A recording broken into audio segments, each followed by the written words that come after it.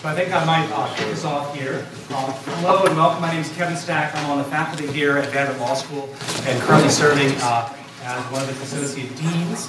On behalf of Chris Guthrie, our dean, it's my great pleasure to welcome you here today to the law school's celebration of the 50th anniversary of Metro government in Nashville. It seems only fitting that we would have a celebration here at Vanderbilt Law School. After all, we're marking a distinctively legal kind of anniversary, the 50th birthday of the creation of a new government entity that restructured government here in Nashville, Metro government. We're going to celebrate this anniversary with a conversation reflecting on the role of Metro-style government in the growth and development of American cities generally, and its implications and effects on Nashville in particular. And I could not be more delighted, thank you. I could not be more delighted with the panelists who have agreed to participate in that conversation with us today. Let me just very briefly introduce them. First, our mayor, Carl Dean, has graciously agreed to come offer some opening remarks. Mayor Dean has improved the quality of health of Nashvillians, improved our energy efficiency, and increased the national profile of the city.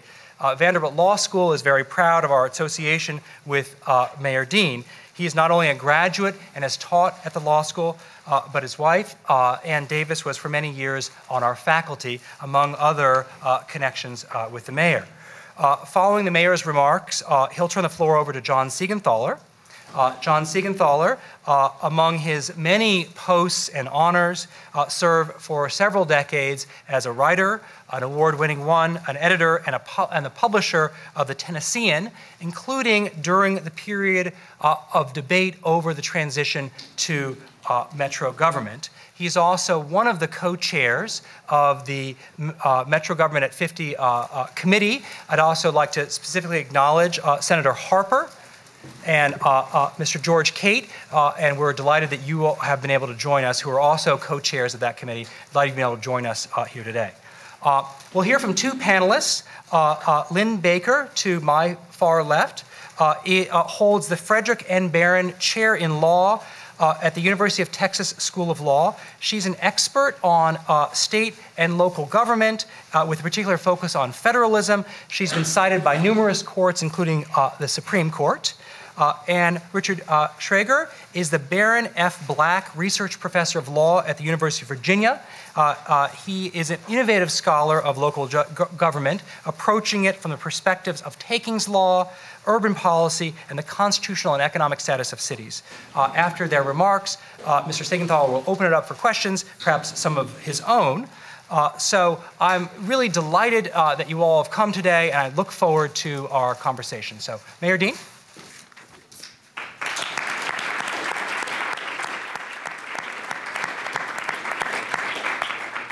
Well, thank you. It's great to be here. And before I talk a little bit about the 50th anniversary, I wanted to talk about Nashville. And I think reference was made to Nashville's national profile going up. And I think that's good news for you all. When I was a Vanderbilt law student, started at the first year in 1978, I came down here. I'd gone to college in New York and grew up in New England. And I thought, I'd come to see a different part of the country and return to New England to spend the rest of my life. While in law school, I met a woman, that could happen to any of you, and she was a whole lot smarter than me, and she was a Nashville native, and you know how this goes. We fall in love, and we go through this process for a couple of years of debating about where we're going to live after we get married. I argued for the merits of sort of small town, dying industrial city that I was from, and she argued for the benefits of Nashville, a thriving city with a fantastic future. I live in Nashville. That was the first of many failures I've had as an advocate, but it turned out to be the best thing that ever happened to me. In addition to having a wonderful marriage and a wonderful family with my son here as a first-year law student, Nashville has been a wonderful city to live in. It's incredibly friendly. It's incredibly open. I am the third consecutive mayor who's not a Nashville native. So what I'm hinting at, if you're thinking about careers, this is a pretty darn good place to be. We started out the year with some good news. The New York Times, which I hope you saw, did a story where they said Nashville is the it city. It's Nowville. It is the place everybody wants to be. And that's wonderful.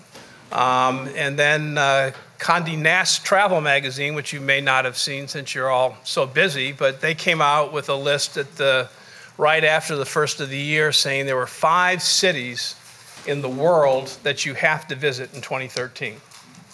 And those 5 cities are Toronto, Ontario, Amsterdam in the Netherlands, Seoul, South Korea, New Orleans, and Nashville. And I know what you're all thinking. I can see you looking around. You're wondering, how did Seoul and Toronto make that list? I really have no idea how they did, but I think we did for a variety of reasons, and I think the most important reason is that it's a city about the future and that we're focused on the things that really matter. And when I wake up in the morning, I don't think about what the New York Times is saying or Condé Nast is saying. What I worry about is education.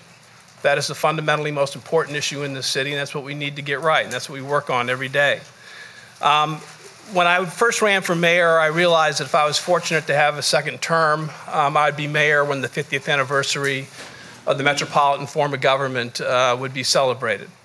And for those of you who are getting to know Nashville, or those of you who live here, it is a really big deal. Nashville, Davidson County, the area that I'm mayor of, is about 530 square miles. The form of government that we adopted back in the early 60s has allowed us to, I think, grow and prosper in a way that other cities haven't, because it's a very rational form of government. We have a larger tax base, and we're able to make decisions in a geographical area that is larger than most major cities. I wanted to celebrate this because of its importance to the history of Nashville, and also to have sort of a public education process as part of it.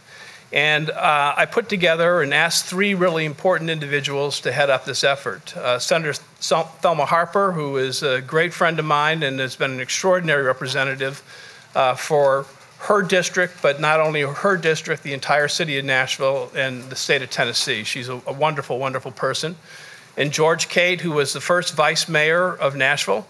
And I say this without any hesitation, that George Cate is the friendliest man in the city of Nashville. We've worked together in the same building for many years, and he is just a wonderful guy, and he did a lot for our city that needs to, I think, be honored. And then John Siegenthaler, who has an incredible history of working in the Justice Department with Bobby Kennedy. He was one of the early people who was down in Alabama and Mississippi fighting the civil rights battle, and he suffered some physical injuries doing that. A legendary newspaper person, a great citizen of our city. And just as an aside, this morning when I was shaving, I listen to books when I shave. And I'm listening to The Patriarch, which is the biography of Joseph Kennedy, the president's father. And I was at a section of the book toward the end as they're at the 1960 nominating convention. And Joseph Kennedy is kind of in hiding, not talking to anybody, but the biographer notes he did talk to John Siegenthaler. And he sat by a pool in the hot LA sun, they said, and gave John Siegenthaler a fantastic interview. But you are with 3 legends of this community and of our nation, and I'm so proud that they're here. We're fortunate to have today the ability to host this event here at Vanderbilt. I want to thank Dean Guthrie. Very early on in this process, I came to see the dean and to ask him to hold an event here to look at the consolidation of our government from a more scholarly legal view. And he was immediately agreed to do that, and this is a result of it. So I'm very thankful to Vanderbilt, which is a wonderful partner to our city and a wonderful asset. You know, one of the things you appreciate more and more when you're mayor is having a great research university like this in the middle of our city. You cannot overestimate the importance of that to Nashville. So I want to thank Ms. Baker and Mr. Schwager for being here. I look forward to the discussion, and I'll turn it over to John. Thanks very much, Mayor.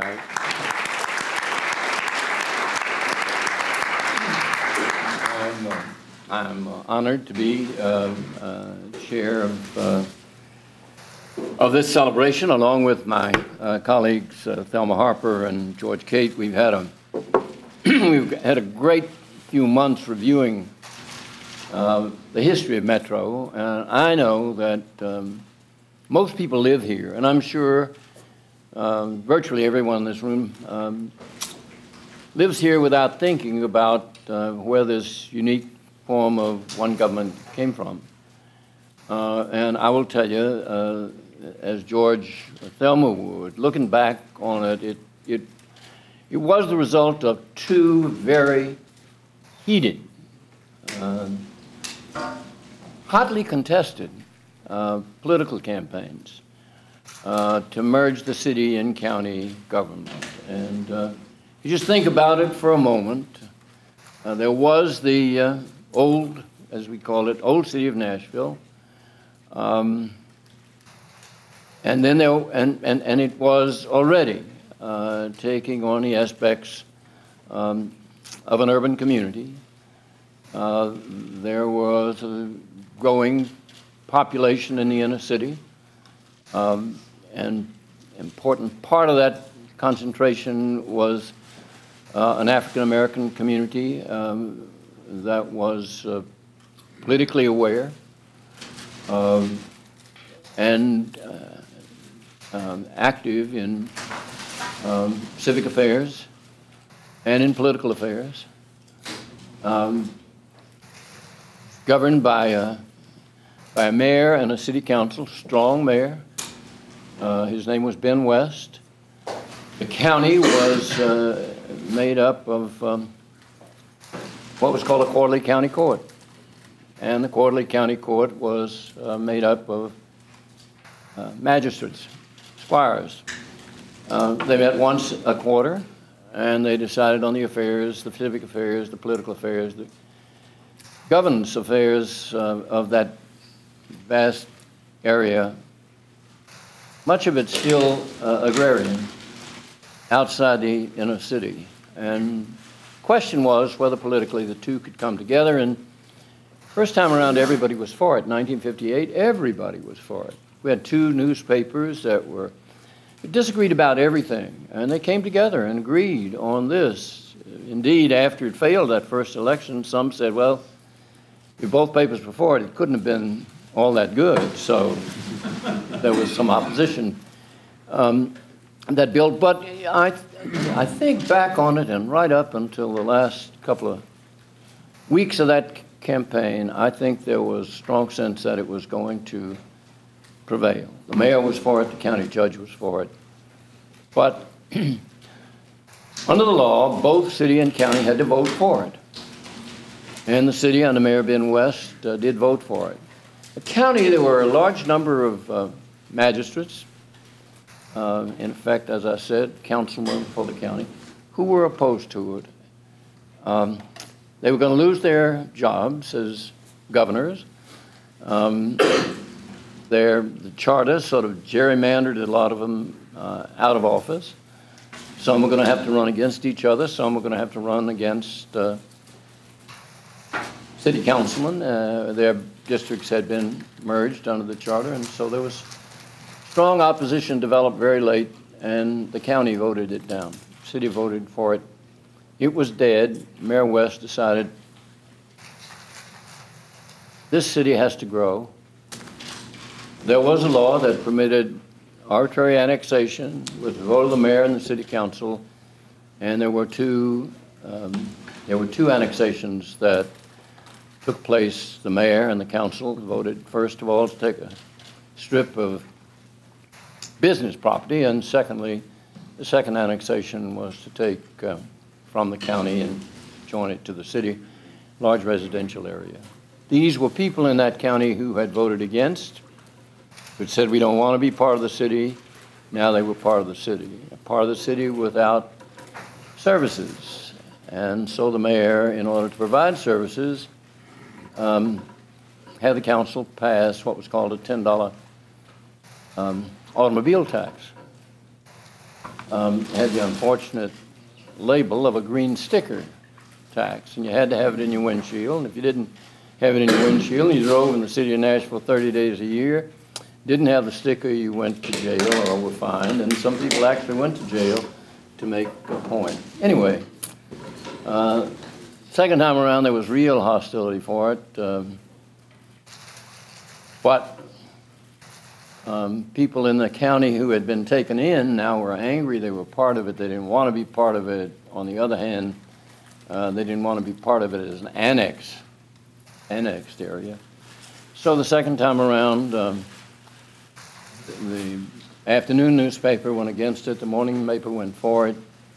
Mayor West this time was strongly opposed to it, and it passed in both city and county by about 2/3. I think that's more than enough background, but the point of it, from my perspective, looking back on it, was that it was an issue that was over 4 years well considered by citizens of both the city and county. Attitude shifted and changed over that 4-year period, and it was elected, both the city and the county, about 2/3 favored it. With that background, let me call first upon Professor Baker, and I'll let Professor Schweger follow you.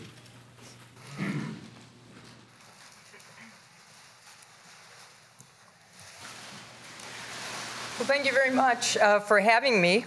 In early January, as we've heard from the mayor, the New York Times did declare Nashville to be the new IT city.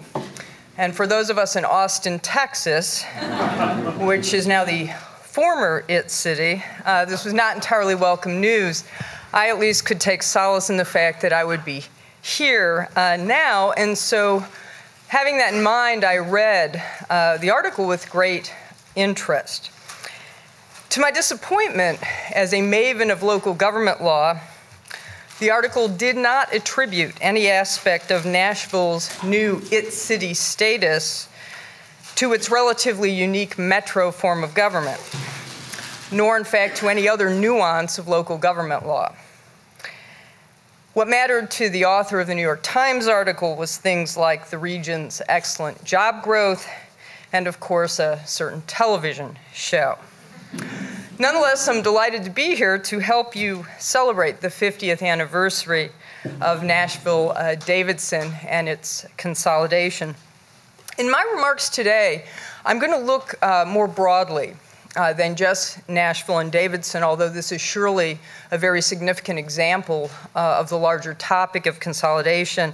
And I'm going to touch briefly on 3 issues.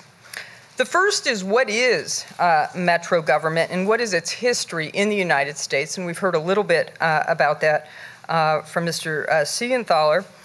I'm then going to talk about how metro government in general tends to come about, and historically what the primary catalysts have been for metro government, not just here but across the nation. And then finally, I'm going to ask the question whether we have any evidence that metro governments actually solve the problems that they are undertaken to solve. So first, what is metro government? Well, as we've heard, it is a consolidation of a county and one or more cities into a single governmental entity. This is first and foremost a structural consolidation which merges 2 elected bodies, one of the city, one of the county, into a single unified government, which quite expectedly is usually larger. Often the geographical boundary lines will now merge with the county and the city becoming, in important respects, coterminous. Importantly, however, the extent of consolidation varies widely across instances, and very often these consolidations are not comprehensive. And what I mean by this is certain utilities are often very specifically excluded from the control of the unified government. Sometimes school districts are accepted, and so on. Today, depending on how one counts and on how one defines metro government, there are as many as 40 consolidated metro governments in the United States. This number might not seem especially small, but in fact, metro governments are rare and represent only approximately 1% of the more than 3,000 county governments nationwide, and only 0.2% of the more than 19,000 city governments throughout the United States. The first consolidated government, again, depending on how one defines it and how one counts, was created more than 200 years ago in 1805, and it involved New Orleans and Orleans Parish in Louisiana. During the 1800s, there were 5 additional city-county consolidations, and these included cities such as Boston, Philadelphia, New York City, San Francisco, and then somewhat perversely Nantucket, Massachusetts. When Nashville Davidson consolidated in the early 1960s, it was at the front end of what would become the 15 golden years of consolidations in the United States. During the period from 1962 to 1976, 15 consolidations took place, more than had occurred in the entire previous history of the United States, and more than in the 35 years since. Today, there's at least one metro government in each of 18 states, but intriguingly, half of all the metro governments are in only 4 states: Alaska, Georgia, Louisiana, and Virginia. So how does metro government come about? Well, we've heard some of the very interesting history of how this particular metro government came to exist. The early ones didn't involve a vote of the populace. The very earliest consolidations came about solely through an act of the state legislature. But since 1947, virtually all consolidations, including, as we've heard, Nashville-Davidson, have involved a vote of citizens, typically in both the affected city and also the county outside of the city. This vote is very important. People don't like it when it doesn't pass, if they're the proponents, but this vote serves as a very important check and an indicator on whether the proposed benefits of consolidation, the argued for benefits of consolidation, are expected by those who will be most directly affected actually to outweigh what may well be some other disadvantages. And when both bodies, the city and the county, must separately approve by a majority this move into a consolidated form of government, it signals very clearly that the expectation is that this will be a win-win for both groups, that neither party, neither the county nor the city, is effectively going to be exploiting the other against the will of the other. So in that sense, I applaud, just as a matter of theory, how it happened here in Nashville-Davidson. And as we'll see later, I think that's a very important part of why it has proven to be very successful. So how does metro government come about in general? Well, the creation of metro government is a radical change. It may not seem like it. It may seem tedious and boring. In fact, to those of you who don't revel in the intricacies of local government law the way Professor Schrager and I do, but understand all the various decisions that need to be made along the way for us to get to a consolidation. All right, first of all, the residents of the city and the county have to each decide that the status quo, the city and the county having separate existences, is not only problematic in significant respects, but is so problematic that it's worth incurring the entirely expected costs of attempting a consolidation which may not even succeed, as we've heard. And first and later attempts often fail. So that's our first threshold. We have to be very unhappy to decide we want to bear these costs. Secondly, the citizens of both entities, the city and the county, have to make a leap of faith that this new consolidated government will be an improvement, over the old regime in precisely the respects in which the old regime was thought to be lacking. And then last but not least, these same groups, the residents of the city and of the county, have to also decide that this enormous transformation to a consolidated form of government is preferable to a variety of lesser changes that can take place. We've heard of one of these, which is annexation. In this instance, it arguably triggered interest in consolidation. But depending on what the problems are perceived to be, one can also simply engage in contracts between the county and the city to coordinate service provision.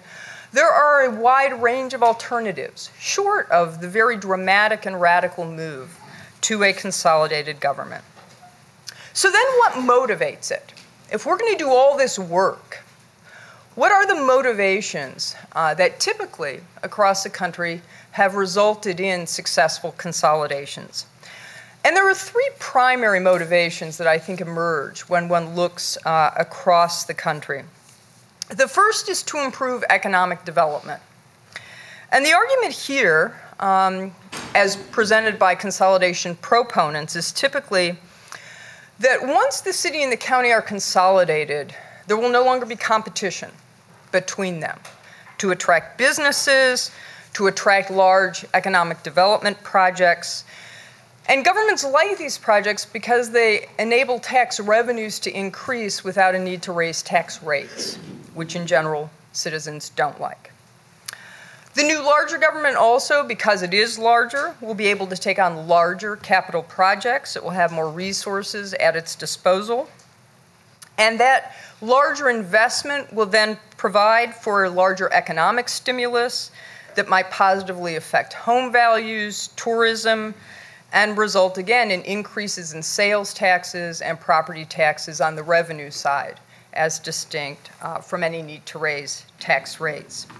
And then finally, because the unified government will speak with a single voice, it's often argued that it will have more power at the state level. It will be able to get more of what it wants from the state capital, as well as have a larger and greater bargaining position with prospective developers. Now, a second motivation that we see for consolidation is to increase efficiency in service provision. If there are services that both the city and the county currently provide, the functions can arguably be combined. Savings will be realized not only through the elimination of redundancies, but also through economies of scale. In addition, it's sometimes argued that the larger consolidated government will be more professional, that there will be efficiencies because this more professional government will have greater fiscal transparency, will have increased accountability of various sorts, and may have a more merit-based system for hiring and retaining government personnel. In addition, this greater accountability and service provision is sometimes identified as the simple fact that a citizen now knows who is providing what. When the city and the county have overlapping jurisdictions, there's often confusion, the argument goes, on the part of citizens with regard to which governmental entity is actually providing a particular service, and more importantly, who one should complain to when things go wrong. Government will often be felt by the citizens to be more responsive, not because it necessarily is, but because the citizens now know where to complain in order to get a response. And then finally, another very important motivation historically for consolidations has been to address urban-suburban inequalities, especially as regards service provision. And as we've already heard a little bit about this today, what happens is that as cities grow, the forces of suburbanization will often push the urbanized area outward. And the result is that the political boundaries of the city will no longer match up properly with the urbanized area. Put differently, the metro area will effectively outgrow the original city geographically, and it will outgrow the original county government in terms of its ability to meet the demands of an expanding, more densely populated urban community. So a core concern then becomes for these areas how to provide adequate services to a new and growing densely populated area that is outside of the city's formal boundaries. These citizens confront issues ranging from insufficient street lighting to a paucity of fire hydrants to concerns about the quality of the schools and very often, concerns about sewer systems. The septic tank problem is often at the forefront of these discussions.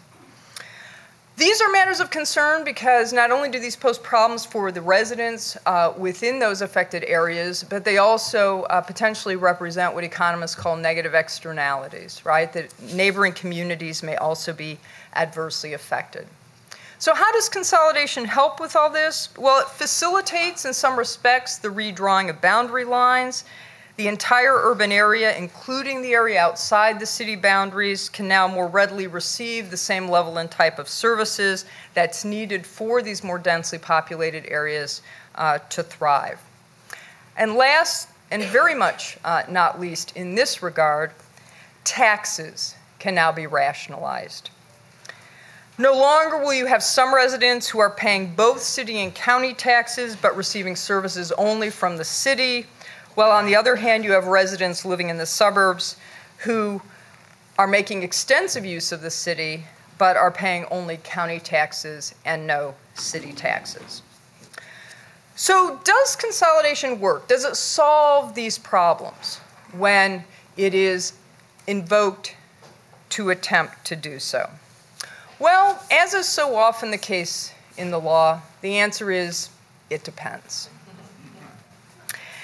One of the most interesting and useful, to my mind, attempts to objectively measure the effects of consolidation across the country is a book-length study by Professors Lalande and Thumeyer that was published just a couple of years ago. They studied 9 metro areas, including Nashville, Davidson, and they compared them with 9 unconsolidated city-county pairs in the same state that were of comparable size. So Nashville, Davidson, for example, in the study was paired with Knoxville and Knox County. And here's what they found, summarized very crudely. With regard to economic development, they found that consolidated governments did perform significantly more effectively than the companion counties without consolidated governments. With regard to efficiency gains in service provision, they found no discernible pattern of increased efficiency in the consolidated governments relative to the comparison counties. There are a couple of reasons for this. One is that post-consolidation, not surprisingly, the government officials who used to make less relative to their cohort, now the salaries are all brought up. We don't lower the salaries to the lower common denominator. And also promised economies of scale and service delivery often don't come about because we're making new capital expenditures to expand the street lighting, to provide those additional fire hydrants that were part of why we ended up with a metro consolidated government in the first place. And then finally, with regard to the urban-suburban inequalities, their study showed that this was actually an area of great success, that in fact these particular sorts of problems and promises that are made as a part of the consolidation program, as it's being presented to the populace, that these promises are, for the most part, kept. And it is in these very localized kinds of areas of concern that consolidations tend to be found to be vastly beneficial as compared to the matching city and county. In conclusion, city-county consolidations remain controversial. Approximately 80% of all referenda, all votes of cities and counties that are contemplating a consolidation, 80% of those fail. In part, it's thought that some of the reasons why those votes fail is because there isn't much hard evidence that proponents of consolidation can point to as proof that this will succeed, as opposed to being a leap of faith. On a more positive note, the soft proof, as I'll call it, is very clear. When residents of Metro government are asked in the years after the consolidation if they approve of how things have turned out, the vast majority of residents claim to be satisfied. And here in Nashville, Davidson, for example, 1 year after the consolidation, a poll showed that 60% of all the voters were very satisfied with how the Metro government was performing. And even more happily, 5 years later, that percentage of citizens satisfied with the government had increased to 72%. Thank you.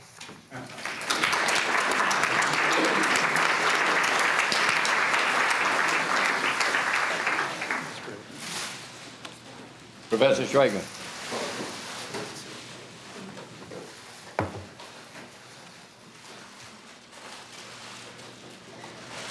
Well, thank you so much for having me. This is just terrific to have folks who are interested in local government and the revel in the details, and to Professor Baker, who I've learned so much from in the past, and that the mayor's here. This is terrific. This is just great. Kevin, thank you for having us. And this is my first visit to Nashville, and all I know about it is from the television show, so I've got stars in my eyes. The title of this talk is, and it's gonna be overlap with Professor Baker's a little bit, but the title of this talk is "Two Cheers for Regionalism," and I want to start with two quotes. The first is from Margaret Weir, who's just a political scientist. She's not a lawyer. She's a political scientist and sociologist. And the quote is, "For over a century, urban planners and supporters of good government have argued in favor of metropolitanism." And then a quote from the great urbanist Jane Jacobs from her Death and Life of Great American Cities, published in 1961. She said, "A region is an area safely larger than the last one to whose problems we found no solution." So she was quite skeptical of this. So I want to talk about the pros and cons of regionalism, which Professor Baker has touched on, a little bit about why there aren't more metros in the United States, and whether there's a future for regionalism. And I hope that adds to what Professor Baker has already talked about. So the argument for regionalism has been made repeatedly, again, by good government reformers and metropolitanists, people like David Rusk, Myron Orfield, Anthony Downs, Bruce Katz at the Brookings Institution. And the list is a long one of advantages: efficiency, which Professor Baker talked about, interlocal equality, or equality as between suburban and urban areas in the region, the benefits of tax-based sharing, capturing suburban growth for the city's benefit, the ability to pursue regional economic agendas and not compete as between those agendas, as Professor Baker talked about, and an important one, trying to reduce urban sprawl or suburban sprawl. Another one is desegregation, fostering integration across the region. Usually this is through unification of school districts, though metropolitanism doesn't have to include that. Those are the pros. The cons of regionalism or metropolitanism are sometimes reject these, but also add some arguments. One, it comes from people who favor decentralized and locally responsive government. And their argument goes like this. It says, we want local government that is small enough so that it is responsive to the community, and we also want to be able to have a government or a region in which there are governments of different tastes and styles for lots of different residents to choose from. And in economics, this is attributed to a guy named Thibault, who said, what can happen in a metropolitan area, and what's good about a metropolitan area with multiple local governments, is that people can vote with their feet. They can choose which governments provide the services that are amenable to them, and the tax rates that are amenable to them. That's the decentralist claim, and it says that local governments will be more efficient if they are in competition with one another for tax base and for providing services, and that a metro government's just too big for that. There's a different critique also, and the critique of expanding the boundaries too much is a political one, and that often looks like this. And it was one that was raised here as well in Nashville 50 years ago. And the first was that there'd be a dilution of African American voting strength when you include and encompass the suburbs. And this was a real concern and is often a real concern in consolidation discussions. Another concern was that even in a combined metro area, there will be still intra-local disparities that won't be addressed, in part because of the dilution of voting strength. That, for example, the more suburban parts of the metro will get more goodies than the real urban ones. And so that's a concern as well. That is, people will be outvoted in the metro government. Another concern is that sprawl will not be contained by a metro government. And in fact, we've seen in this area lots of development outside of the metro boundaries. In fact, lots of population outside the large boundaries of the Nashville metro. And so sprawl hasn't really been prevented, despite the fact that we have larger boundaries.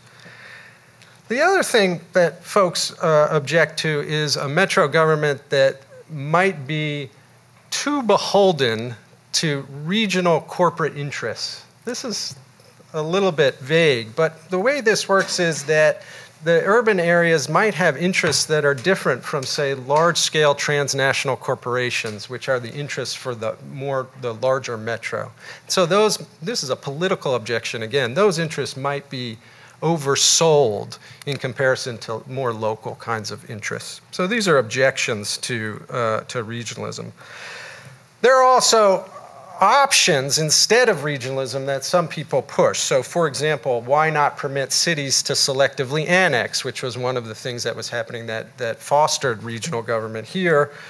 Why not instead fund lots of public goods through the state, instead of funding them through a regional government or even a local government? Why not go all the way up to the top? Another solution would be to propose, say, instead of a unified school district, school vouchers and a school choice program across district lines to enable people to move more readily among the metropolitan area.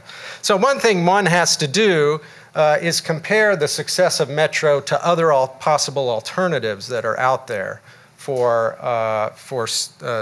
city-county cooperation or city-county consolidation.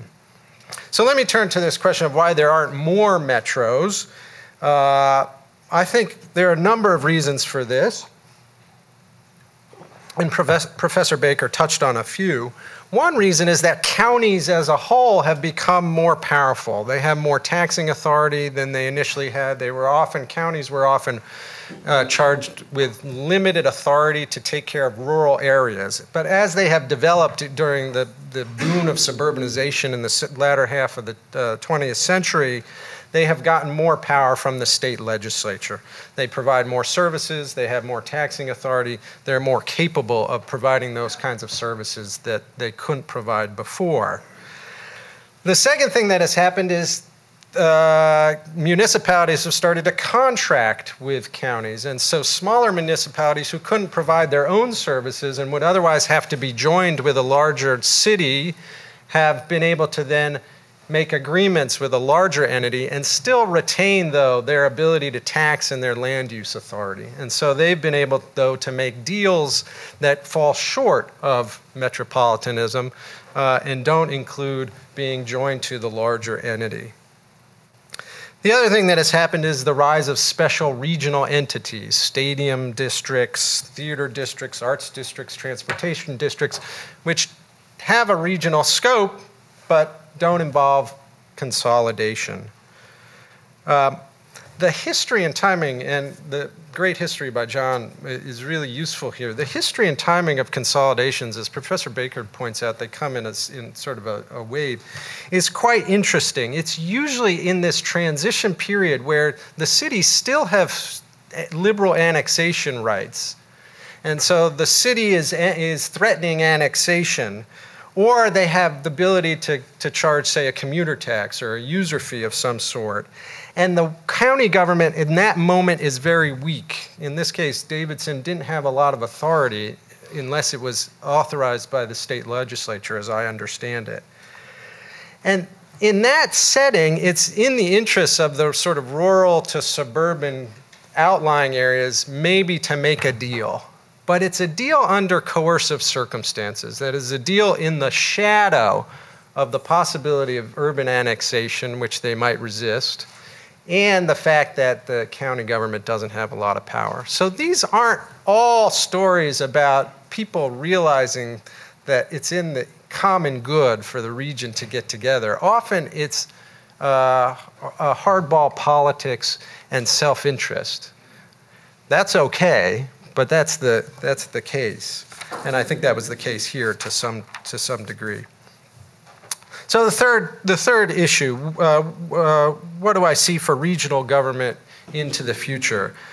I'm not that optimistic about it, despite some of the pros, some of the advantages of regional government. I think that, as Professor Baker points out, there's not a lot of interest in it, in part because we aren't in a circumstance in which cities who are seeking the tax base, the main thing, which is the tax base sharing that they get from this.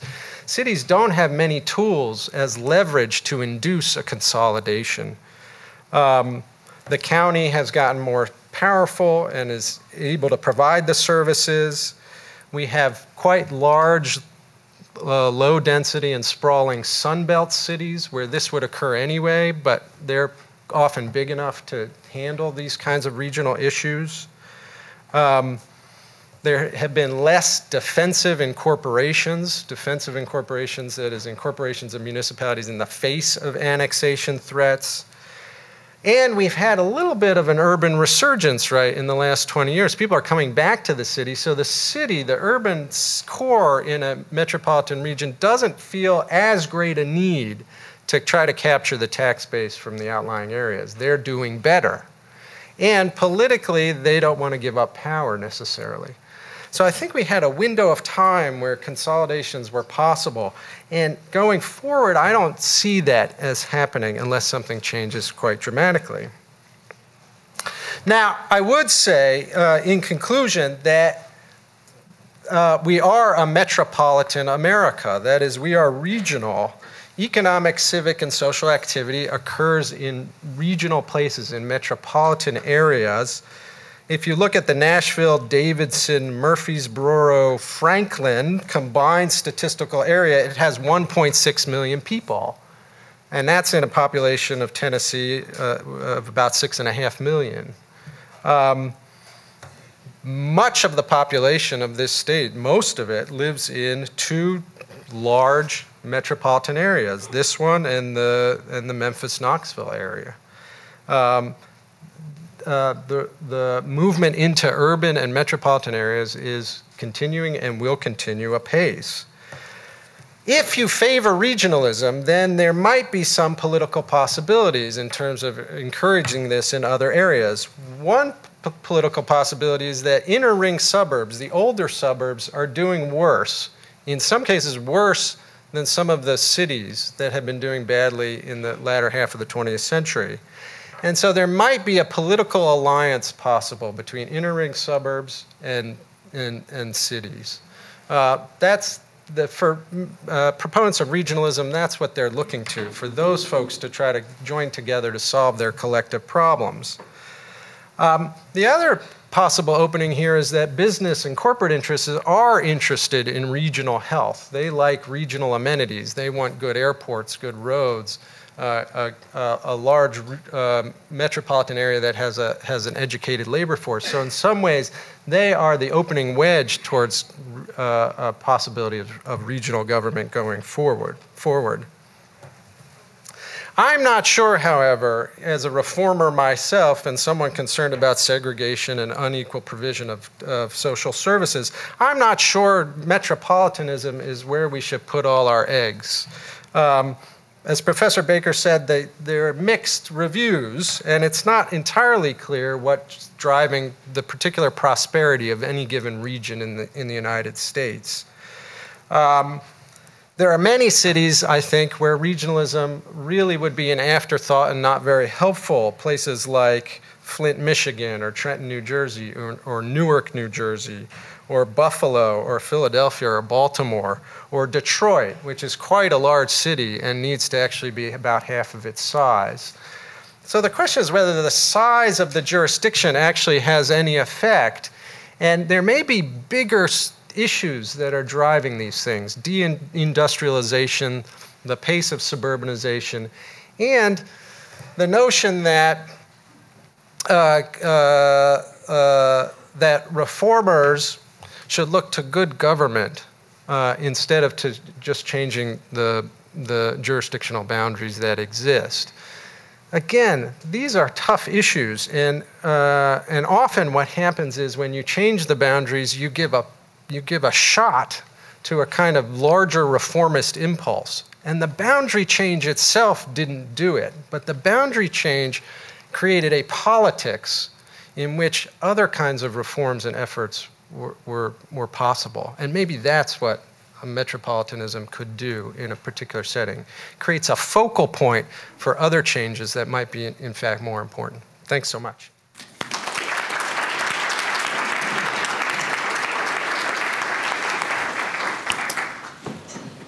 Well, thanks to both of you. I'd like to ask those of you in the audience to think about questions. I'll ask just a couple. The first one I'd like to put to both of you. As I think back on it, there were a number of lawsuits filed. Maybe 4. None of much gravamen, and pretty well were dismissed by lower courts, and none reconsidered on appeal. No, sorry. Let me ask you for a moment about the legal proposition that a challenge against the vote of the people might prevail in the courts. I think about the people who considered themselves hurt. First of all, I mentioned the politicians who effectively were gerrymandered out of their job. Secondly, the charter robbed the county sheriff of his arrest power. They made him a jail keeper and a paper server.